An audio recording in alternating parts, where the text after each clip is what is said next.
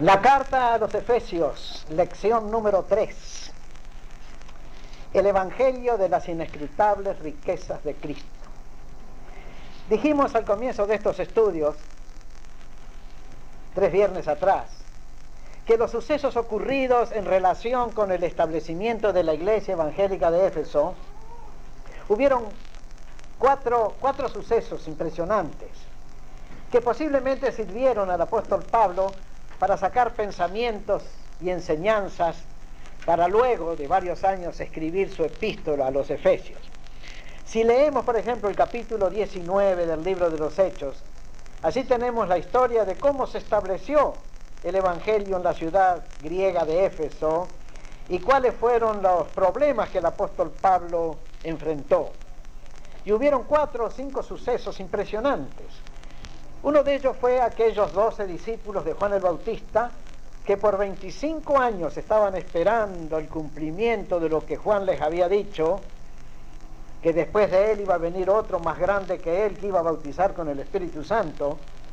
Y hasta entonces que Pablo los encontró y les habló, nunca habían escuchado ni de Cristo ni del Espíritu Santo. Un caso típico de tradición religiosa que no se concreta y que se queda en tradición, sin vida. Otro suceso impresionante fue el de aquellos 7 hombres judíos, exorcistas ambulantes, vagabundos, que intentaron expulsar demonios diciendo a los demonios: te conjuro por Jesús, el que Pablo predica. Y queriendo librar a un hombre del demonio, el demonio que estaba en el hombre saltó sobre estos 7 muchachos judíos y los corrió de la casa donde estaban, desnudos y heridos. Ese fue un suceso impresionante en relación con la predicación del Evangelio en la ciudad de Éfeso. El otro suceso, el tercero, fue el impacto que el Evangelio hizo en todos los que practicaban la magia en Éfeso. Éfeso y todo el mundo antiguo, y todo el mundo moderno también, era muy dado a la magia, a la adivinación, a la hechicería, al curanderismo, a la astrología y demás cosas nacidas en la vieja Babilonia. Pero cuando Pablo predicó la verdad del Evangelio, centenares de personas que habían practicado la magia se convirtieron al Evangelio y un día vinieron a la plaza pública y quemaron los libros de magia que tenían cada uno. En aquel entonces tener un libro, que solamente había libros manuscritos, pues no había imprenta, era un enorme valor. Y todos los libros de magia que quemó esta gente convertida al Evangelio valían como 50.000 piezas de plata, que es como decir $50.000. Y el cuarto suceso, tremendo también, fue el alboroto que se produjo, provocado por Demetrio y todos los artífices de plata, que en Éfeso hacían templecillos de la diosa Diana. Como sabemos por la historia, Éfeso era adoradora de la diosa Diana, una diosa griega, la diosa de la fecundidad y del amor. Y en Éfeso había una imagen de Diana, no sabemos cómo era porque se destruyó, aunque algunos artistas la presentan como una mujer bonita. Esa imagen, decían ellos, había sido enviada desde el cielo por el propio Júpiter. Y los de Éfeso le habían construido un templo que fue una de las 7 maravillas del mundo antiguo. Y a esa ciudad, tan llena de magia, tan llena de exorcistas vagabundos, tan llena de locura y fanatismo, tan llena de adoradores de la diosa Diana y vendedores de souvenirs religiosos, va el apóstol Pablo a predicar y a decir de que no son dioses los que se hacen con las manos y que Dios no habita en templos hechos por manos de hombres. Cuando Demetrio y todos los que trabajaban en plata haciendo templecitos para vender a los turistas abribocas que siempre están dispuestos a comprar soncelas donde quiera que van,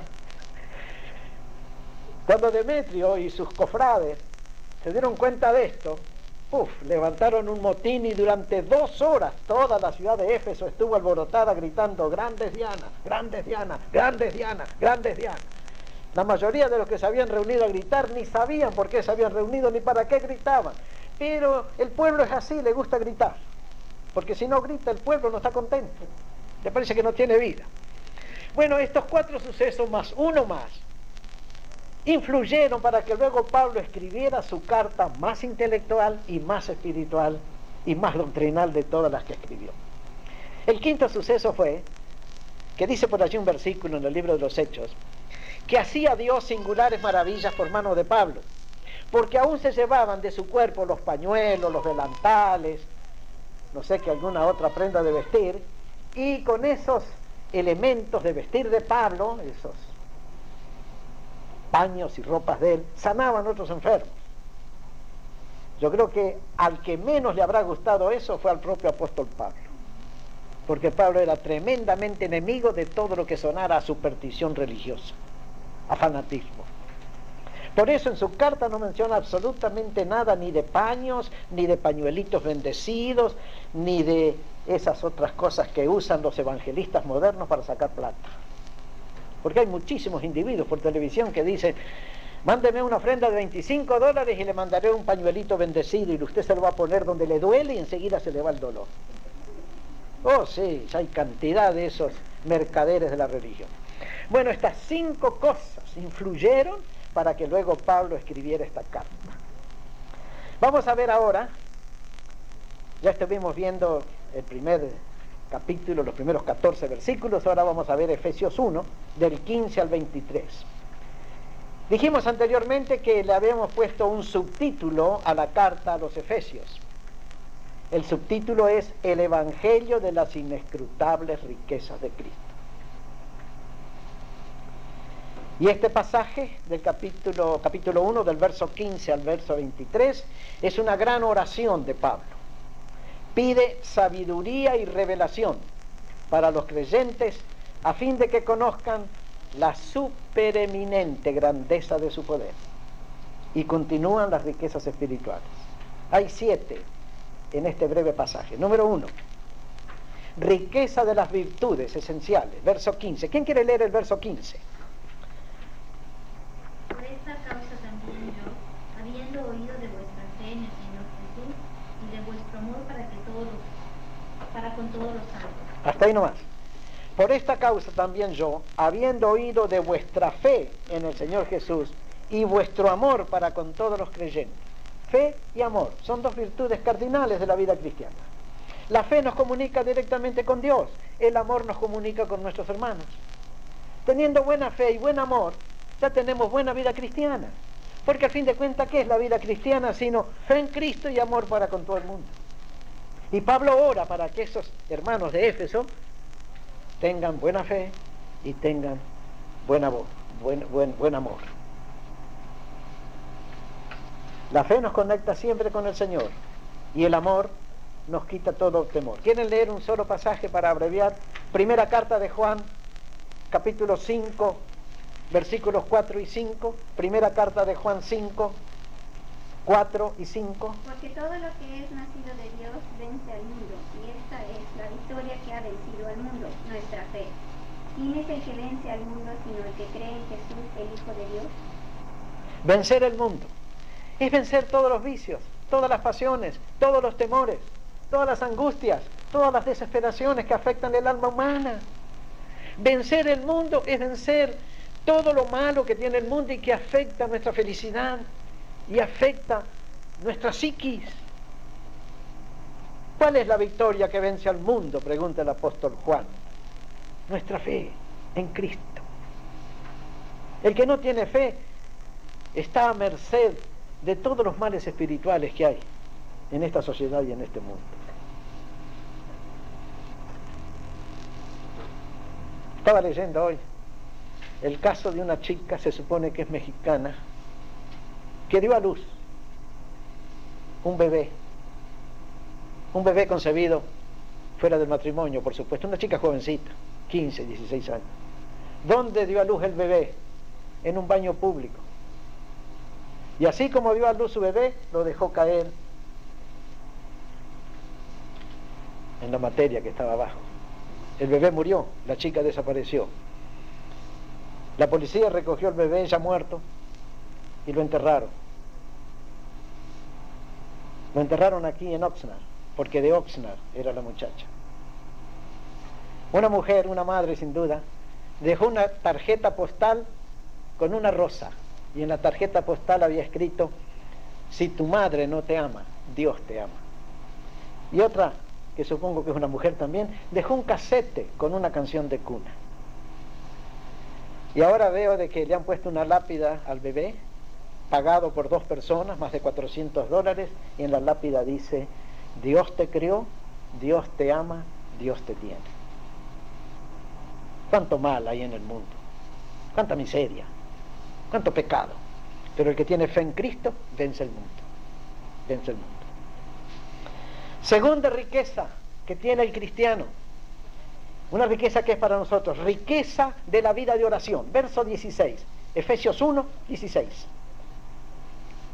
No ceso de dar gracias por vosotros, haciendo memoria de vosotros en mis oraciones. Una rica vida de oración es una riqueza. No cesemos nunca de orar. Nuestra iglesia ora, todos los miércoles tenemos oración especial. Y en cada reunión oramos, y en nuestras casas oramos. Cuanto más oración, más vida espiritual. Porque la oración es la respiración del alma. Gente sin oración no tienen vida espiritual. Gente que nunca cultivan la comunión con Dios, el contacto con Dios, que nunca saben elevarse un poco de sí mismos y concentrarse en Dios, tienen pobre vida espiritual. Y al tener pobre vida espiritual, tienen mucha vida carnal. Y al tener mucha vida carnal, viven en discordias, viven en peleas, viven en enemistades, viven en pleitos y viven en todas las manifestaciones de la carne humana. Pero una rica vida de oración nos hace ricos espiritualmente. Tercera riqueza, véanla ustedes allí, riqueza del conocimiento espiritual, verso 17. ¿Quién quiere leer el verso 17? Para que el Dios de nuestro Señor Jesucristo, el Padre de gloria, nos da espíritu de sabiduría y de revelación y de conocimiento de Él. Este es el conocimiento que vale. Conocimiento y sabiduría. Conocer a Cristo, conocer el amor de Dios, conocer las promesas de Dios. Vale más que todos los conocimientos académicos y universitarios que el hombre pueda adquirir en este mundo. Conocer a Cristo es conocer lo más grande que hay. Conocer la vida eterna es mejor que conocer todos los misterios y secretos del planeta. Y Pablo ora para que los creyentes de Éfeso tengan espíritu de sabiduría y de revelación en el conocimiento de Él. Vamos a ver algunos versículos para matizar. Busquemos el Salmo 36, los versículos 9 y 10. Salmo 36, versículos 9 y 10. Porque los malignos serán destruidos, pero los que esperan en Dios. 36. Salmo 36, 9 y 10. Porque contigo está el manantial de la vida, en tu luz veremos la luz. Extiende tu misericordia a los que te conocen, y tu justicia a los rectos de corazón. En tu luz veremos la luz. Extiende tu misericordia a los que te conocen. Bueno es ser conocido de Dios, más bueno es conocer a Dios, conocer a Cristo, por la fe en manera espiritual. Yo conocí a Cristo cuando tenía 23 años de edad, hace tiempo y allá lejos, en Argentina, cuando era un joven vencido, desilusionado, amargado. Pero a los 23 años, el 26 de marzo de 1945, conocí al Señor Jesucristo. Y desde entonces hasta hoy es mi amigo. Y hemos caminado juntos por casi todos los caminos de América. Uruguay, Argentina, Chile, Perú, Ecuador, Colombia, todo Centroamérica y ahora California. Y no sé cuánto más voy a caminar con Él hasta el fin. Conocer a Cristo. Otro texto, Oseas, capítulo 6, versículos 1 al 3. Profeta Oseas, capítulo 6, versos 1 y 3. Venid y volvamos a Jehová, porque Él arrebató y nos curará, y hoy nos bendicerá. Conoceremos y proseguiremos en conocer a Jehová, como el alba está dispuesta de salida, y vendrá a nosotros como la lluvia tardía y temprana a la tierra. Ese es un pasaje riquísimo del profeta Oseas. Está hablando de muchas cosas allí, de muchas bendiciones espirituales. Merece todo un sermón aparte ese pasaje. Venid y volvámonos a Dios. Una invitación a convertirse. Porque Él hirió, pero nos vendará. Y conoceremos, y proseguiremos en conocer. Y Dios vendrá a nosotros como la lluvia temprana y tardía. Este estado de California está necesitando lluvia desesperadamente y todos estamos rogando por lluvia, porque la lluvia es una bendición. Si no llueve, el daño que se va a producir al Valle de San Joaquín va a ser casi irreparable. Leí un artículo que dice que para el año 2020, si no llueve y continúa el riego, la famosa fertilidad del Valle de San Joaquín va a ser cosa de la historia, porque el agua de riego trae mucha sal y echa a perder a la larga la tierra. Si no llueve, pues California se va a volver todo desierto. Qué importante es la lluvia, pero qué importante es la lluvia espiritual, la lluvia del Espíritu Santo en la vida nuestra. Sin la bendición de Dios, ¿qué es nuestra vida? Una vida vulgar. Una vida quizá que tiene cierta felicidad, ciertas satisfacciones, ciertos triunfos, pero espiritualmente hablando es una vida vacía, desértica, árida. Pero Oseas dice que Él vendrá a nosotros como la lluvia temprana y la lluvia tardía. La lluvia temprana es para hacer nacer el trigo, la lluvia tardía para darle el último golpe antes de la cosecha. Figuras bíblicas que hablan de bendiciones espirituales. Quinta riqueza. Estoy salteando algunos versículos, pero ustedes se van a llevar esta hojita a su casa y tranquilamente van a repasar todos los versículos y van a sacar provecho. Quinta riqueza, riqueza del poder del Espíritu Santo. Verso 19. De la 4. Riqueza de la herencia espiritual. Verso 18, sí, gracias Miguel. Verso 18, ¿quién lo quiere leer? Alumbrando los ojos de vuestro entendimiento para que sepáis cuál es la esperanza a que Él os ha llamado y cuáles las riquezas de la gloria de su herencia en los santos.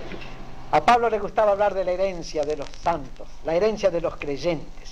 Se podrían llenar volúmenes hablando solo de la herencia de los creyentes. Basten estos pocos textos, vamos a leerlos. Isaías 54, verso 17. Isaías 54, verso 17. Ninguna arma forjada contra ti prosperará, y condenarás toda lengua que se levante contra ti en juicio. Esa es la herencia de los siervos de Jehová, y su salvación de mí vendrá, dijo Jehová. Miren qué versículo aplicable a la vida diaria. Ninguna arma forjada contra ti prevalecerá, ni ninguno que se levante contra ti en juicio.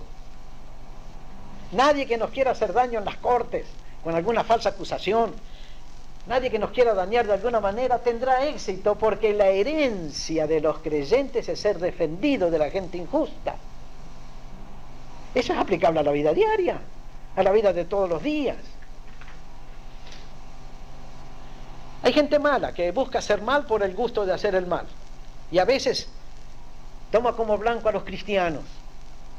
Bueno, allí hay un versículo, Isaías 54, 17, para que nos apoyemos en él y veamos que Dios nos defiende de los injustos, de los malos. Otro texto, Hechos 20, 32.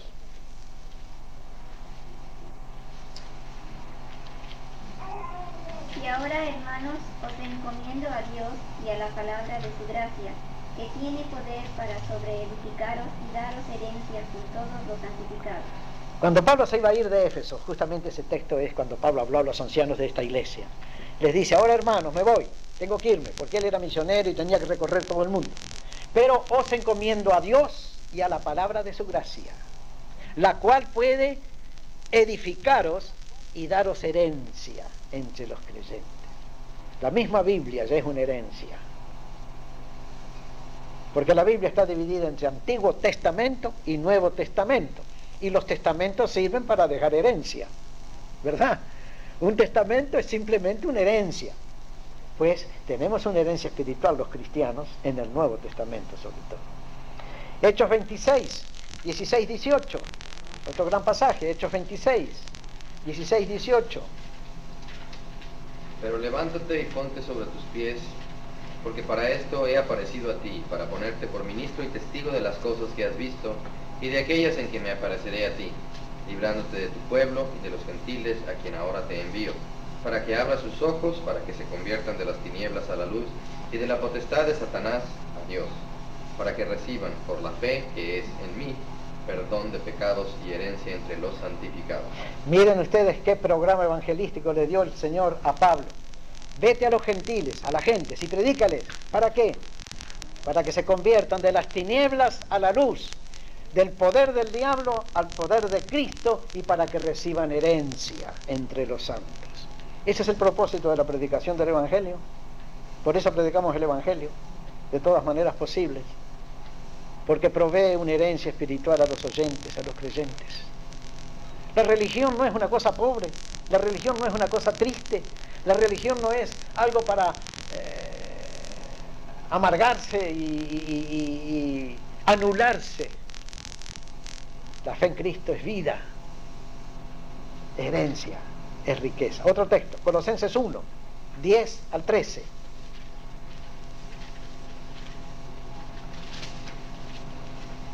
Para que andéis como es digno del Señor, agradándole en todo, llevando fruto en toda buena obra y creciendo en el conocimiento de Dios, fortalecidos con todo poder, conforme a la potencia de su gloria, para toda paciencia y longanimidad, con gozo dando gracias al Padre que nos hizo aptos para participar de la herencia de los santos en luz. Dios nos hizo aptos para participar de una herencia, Mucha gente recibe una buena herencia y no la sabe usar, la pierde enseguida, la malgasta, ni saben que la ha malgastado.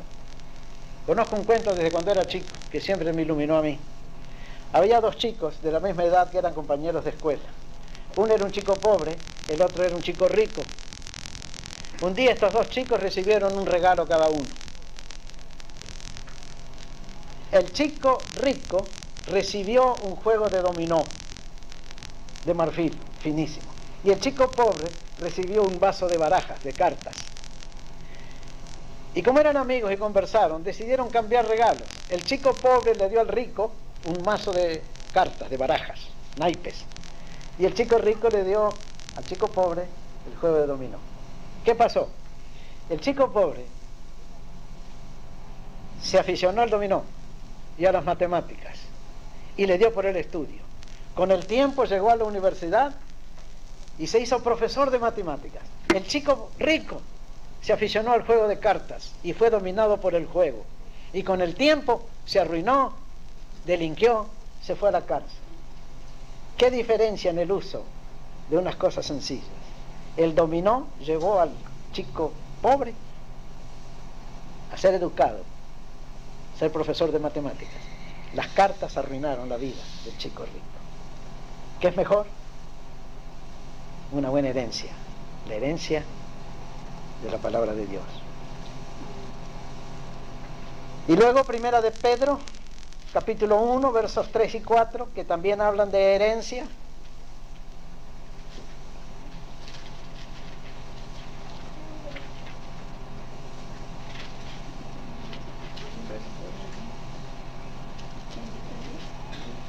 Bendito el Dios y Padre de nuestro Señor Jesucristo, que según su grande misericordia nos hizo renacer para una esperanza viva, por la resurrección de Jesucristo de los muertos, para una herencia incorruptible, incontaminada e inmarcesible, reservada en los cielos para vosotros.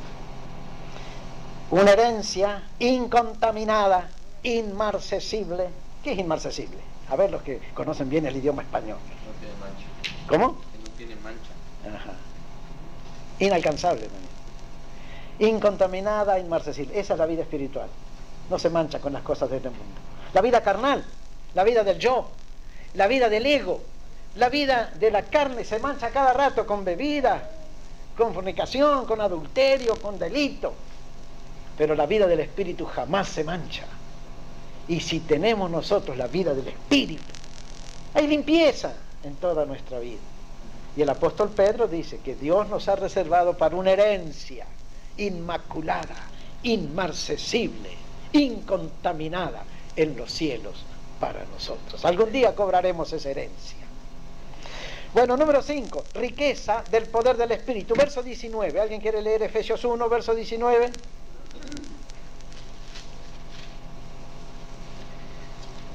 Sino con la sangre preciosa de Cristo.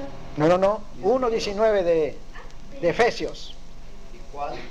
La supereminente grandeza de su poder para con nosotros los que creemos, según la operación del poder de su cuerpo. Aquí no está mencionado el Espíritu Santo, pero la supereminente grandeza del poder de Dios es el Espíritu Santo, que obró en Cristo resucitándole de los muertos. El Espíritu Santo es el poder creativo de Dios. Obró poderosamente en Cristo para hacerlo nacer de una virgen. Obró en él a lo largo de toda su vida terrenal. Lo capacitó para hacer milagros y prodigios. Lo ayudó en la agonía y la cruz. Y todavía lo resucitó. Ver Romanos 1, 1 al 4. Allí dice Pablo que Jesús fue declarado Hijo de Dios con poder por la resurrección. Cuando Jesús resucitó de entre los muertos, recuperó todo su poder, toda su gloria divinos. Como el Consolador prometido, el Espíritu Santo actúa en los santos en varias maneras. Acá hay muchos textos, no los vamos a tomar en esta noche. Da gozo, Romanos 14, 17, Gálatas 5, 22, 1 Tesalonicenses 1, 6. Edifica la iglesia, Hechos 9, 31. Testifica de Cristo, Juan 15, verso 26. Imparte el amor de Dios, Romanos 3 al 5.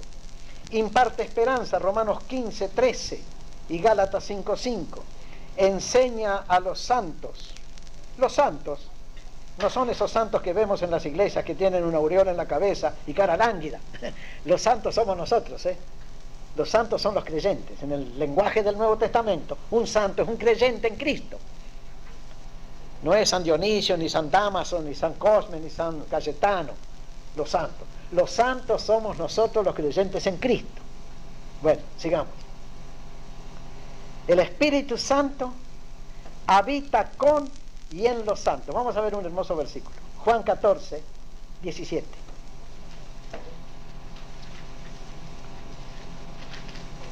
El Espíritu de verdad al cual el mundo no puede recibir, porque no le ve ni le conoce, pero vosotros le conocéis, porque mora con vosotros y estará en vosotros. Qué maravilla que el Espíritu de Dios more en nosotros. Eso no lo enseña ninguna religión de este mundo. Ninguna secta de este mundo lo enseña, como lo enseña la Biblia. Por medio de la fe es posible que el Espíritu de Cristo more dentro de nosotros, esté dentro de nosotros, para consuelo, para purificación, para enseñanza. ¿No es una riqueza? Podemos carecer de todas las riquezas de este mundo, pero si tenemos al Espíritu Santo de Cristo, tenemos todo.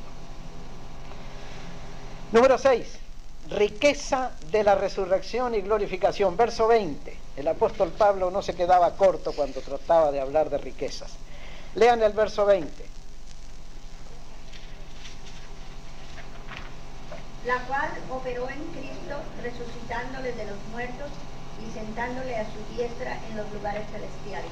El poder del Espíritu Santo operó en Cristo, resucitándole de los muertos y sentándole a la diestra de Dios en los lugares celestiales. Y prácticamente nosotros los creyentes estamos junto con Cristo en los cielos. Tenemos su vida, tenemos su gloria, tenemos su santidad, tenemos su amor, su paciencia, sus virtudes. Podemos tenerlas, podemos vivirlas, podemos gozarlas. Lamentablemente, nunca se nos ha enseñado esto. Se nos ha mantenido ignorantes de la gran herencia que tenemos en Jesucristo.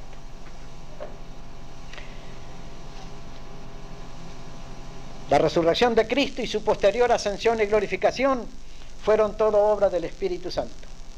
En el Pentecostés, el día de Pentecostés, la iglesia recibió en pleno el bautismo en y con el Espíritu Santo, y por lo tanto se hizo partícipe de todas las bendiciones y poderes del Cristo eterno. Ver el misterio de la piedad, 1 Timoteo 3:16, que tiene música de parábola. ¿Qué quiere leer? 1 Timoteo 3:16. Ya se lo saben de memoria. Grande es el misterio de la piedad. Dios ha sido manifestado en carne. ¿Cómo sigue? En el Espíritu, Visto de los ángeles, predicado a los gentiles. Creído en el Y en mundo. el mundo recibido arriba en gloria. Recibido arriba. Qué riqueza, ¿no? Todo por el Espíritu Santo. Primeramente en Cristo, luego en nosotros los creyentes. Y algún día todos nosotros los creyentes viviremos con Cristo en una eternidad feliz. Qué riqueza cristiana. Por último, séptima cosa, riqueza de ser el cuerpo de Cristo. Versículos 21 y 23. ¿Alguien los quiere leer? Sobre todo principado y autoridad y poder y señorío, y sobre todo nombre que se nombra, no solo en este siglo, sino también en el venidero. Y sometió todas las cosas bajo sus pies, y lo dio por cabeza sobre todas las cosas a la iglesia, el cual es su cuerpo, la plenitud de aquel que todo lo llena en todo. Vamos a leer ahora el punto número 7 de nuestra hoja de estudio. Riqueza de ser el cuerpo de Cristo.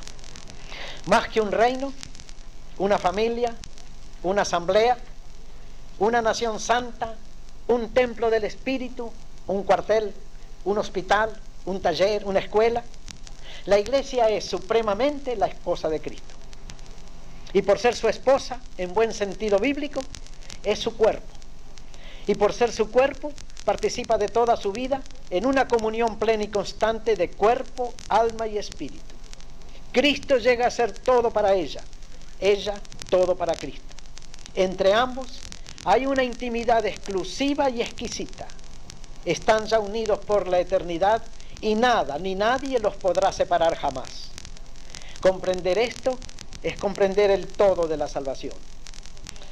Algunos textos que atañen a la iglesia son los siguientes.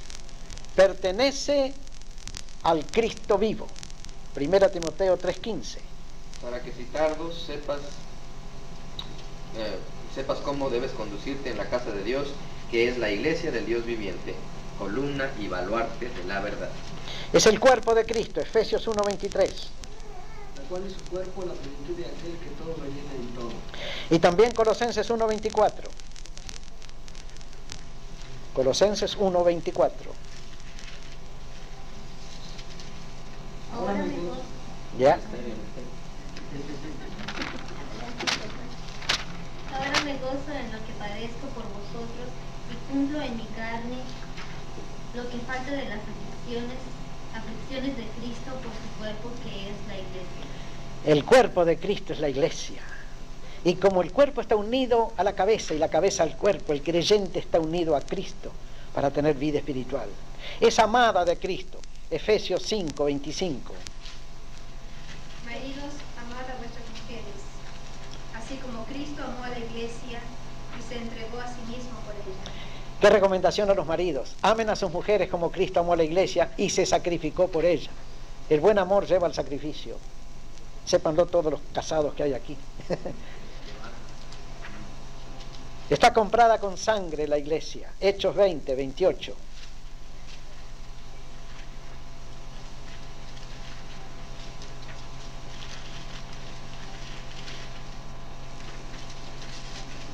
¿Qué dice Hechos 20:28?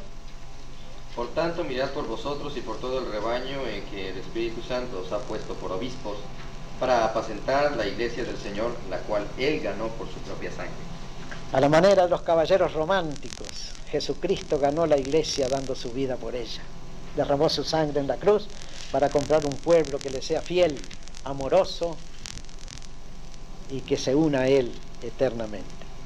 Santificada y limpiada por Cristo, 1 Corintios 6:11. Y esto erais algunos, mas ya habéis sido lavados, ya habéis sido santificados, ya habéis sido justificados en el nombre del Señor Jesús y por el Espíritu de nuestro Dios. La iglesia de Corinto, antes de ser iglesia, era una cantidad de gente pecaminosa, pecadora. Practicaban todos los vicios de la carne.